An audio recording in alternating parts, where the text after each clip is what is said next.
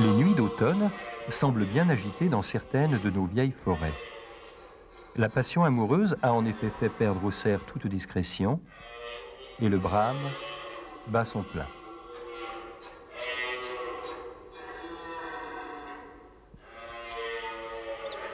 La lumière une fois revenue, les empreintes des cerfs sur le sol trahissent leur passage secret où l'on pourra les surprendre avec un peu de chance et surtout beaucoup de patience.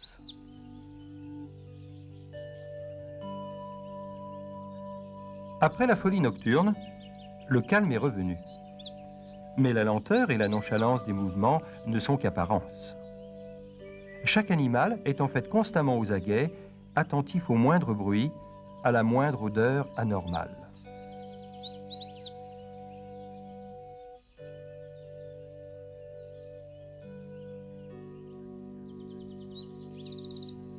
La biche la plus âgée, les sens toujours en éveil, mène le troupeau avec une prudence extrême, et les mâles et les femelles plus jeunes, avec leurs fans, se reposent en grande partie sur sa longue expérience de la vie.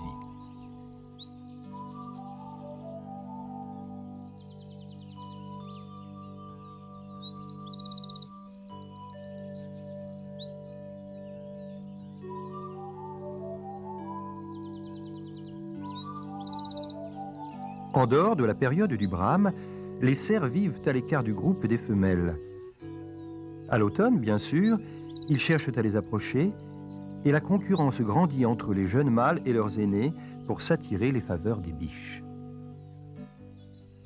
Parfois, le brame démarre bien avant le coucher du soleil et la forêt se remplit peu à peu des mugissements puissants des cerfs qui se répondent de loin en loin.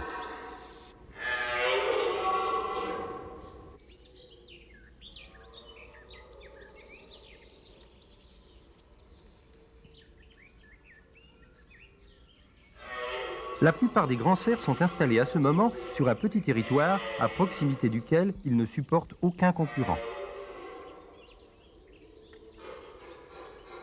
Chacun manifeste donc son droit de propriété à haute et intelligible voix et tente de rester maître des lieux le plus longtemps possible.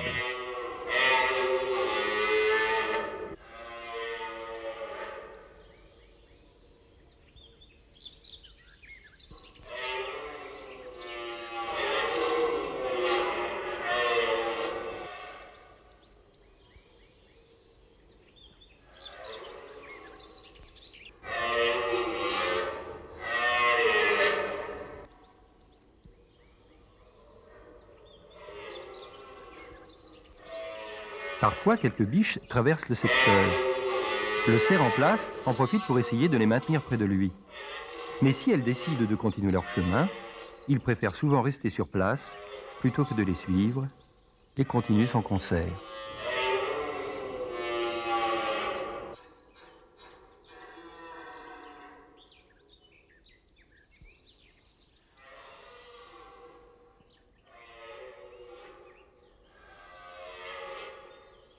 Les jeunes mâles, eux, n'ont pas de territoire et passent leur temps à harceler les vieux cerfs en s'approchant des places de brame. Ils sont vite repérés et la réaction ne se fait pas attendre. Le maître des lieux injurie copieusement son rival et, si nécessaire, part à sa rencontre pour le chasser.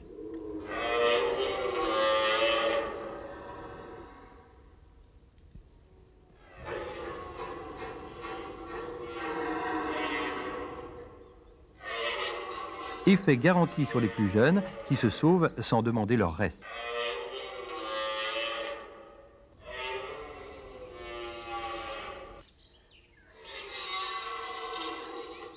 Mais parfois, lorsqu'ils sont de force égale, les cerfs s'affrontent en combat aussi violent qu'inoffensif, car le vainqueur est simplement celui qui a réussi à repousser l'autre.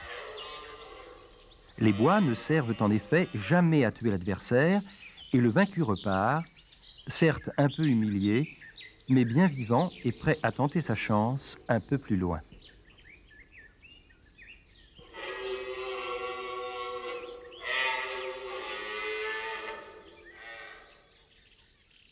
Ces affrontements se font parfois en présence des biches qui n'y prêtent, à vrai dire, aucune attention.